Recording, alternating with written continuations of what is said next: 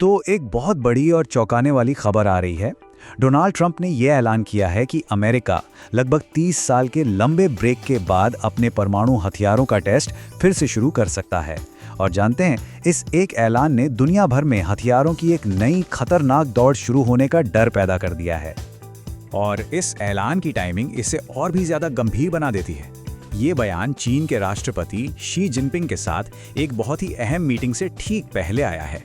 मतलब टाइमिंग देखिए, ये कोई महज इत्तेफाक नहीं लगता। तो आखिर ये परमाणु परीक्षण है क्या चीज, और अचानक अब इसकी बात क्यों हो रही है? चलिए आज इन्हीं सवालों की तह तक चलते हैं और इस पूरे मामले को आसान भाषा में समझते हैं। देखिए, सबसे पहली बात जो समझनी है वो ये कि न्यूक्लियर टेस्ट का मतलब कोई एक फिक्स चीज नहीं होती।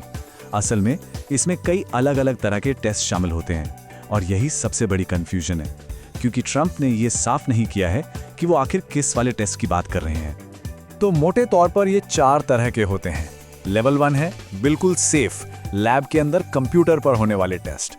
फिर आते हैं मिसाइल के टेस्ट, जिसमें असली बम नहीं होता, बस मिसाइल को चला कर देखते हैं। और फिर आते हैं लेवल 3 और 4, जो ज्यादा सीरियस हैं। और जो सबसे खतरनाक है वो है लेवल 4, एक असली परमाणु धमाका।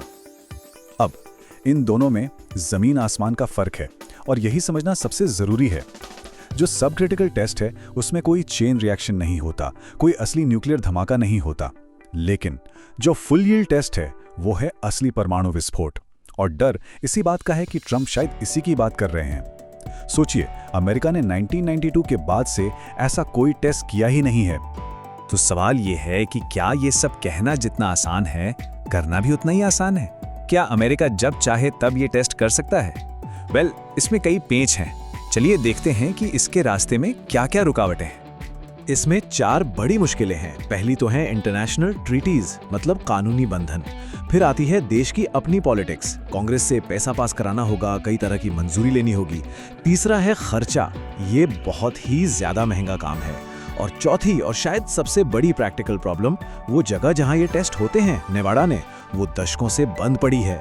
उसका पूरा इंफ्रास्ट्रक्चर पुराना हो चुका है, उसे दोबारा तैयार करने में ही महीनों, शायद साल भी लग जाएं। तो हाँ, ये कोई स्विच ऑन ऑफ करने जैसा काम तो बिल्कुल नहीं है। तो अगर ये इतना मुश्किल है, तो फिर ये बात हो ही क्यों रही है? इसके पीछे का असली मकसद क्या हो सकता है? क्या ये सिर्फ पॉलिटिक्स है या कोई गहरी रणनीति? इस तस्वीर को देखिए, ये हमें आज की सच्चाई दिखाता है। रूस अभी भी नंबर 1 पर है, उसके पास सबसे ज्यादा न्यूक्लियर हथियार हैं। अमेरिका दूसरे नंबर पर है। लेकिन देखने वाली बात है, चीन भले ही उसके पास अभी कम है, पर वो बहुत तेजी से अपने हथियार बढ़ा रहा है। और इसी गेम में अमेरिका अब अपना अगला दांव चलना चाहता है। तो एक्सपर्ट्स मानते हैं कि इसके पीछे 3 बड़े कारण हो सकते हैं। पहला, एक क्लियर मैसेज देना रूस और चीन को कि देखो, हम भी तैयार हैं।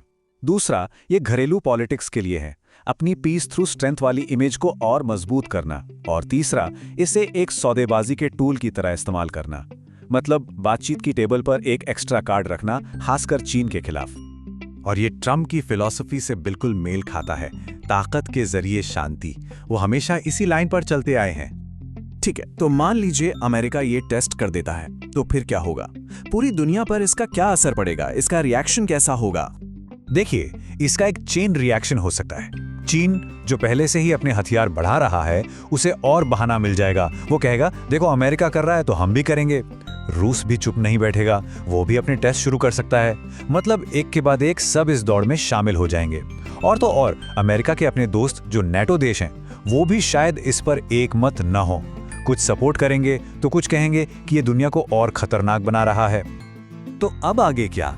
इस पूरी सिचुएशन के बाद 3 रास्ते खुलते हैं। 3 पॉसिबल सिनेरियो हो सकते हैं। पहला सिनेरियो, ये सब सिर्फ बातें हैं, एक प्रेशर टैक्टिक, असल में कोई टेस्ट करने का इरादा ही नहीं है। दूसरा सिनेरियो, एक छोटा सा कंट्रोल किया हुआ सब क्रिटिकल टेस्ट किया जाए, बस अपनी ताकत का एक छोटा सा नमूना दिखाने के लिए।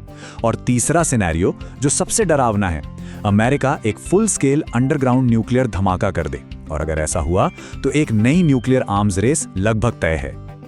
तो घूम फिर कर हम वापस उसी सबसे बड़े सवाल पर आ जाते हैं, क्या हम वाकई एक नई परमाणु होड़ की दहलीज पर खड़े हैं? इस एक ऐलान ने दुनिया को एक ऐसे मोड़ पर ला खड़ा कर दिया है, जहां से आगे का रास्ता बहुत अनिश्चित और शायद बहुत खतरनाक भी है।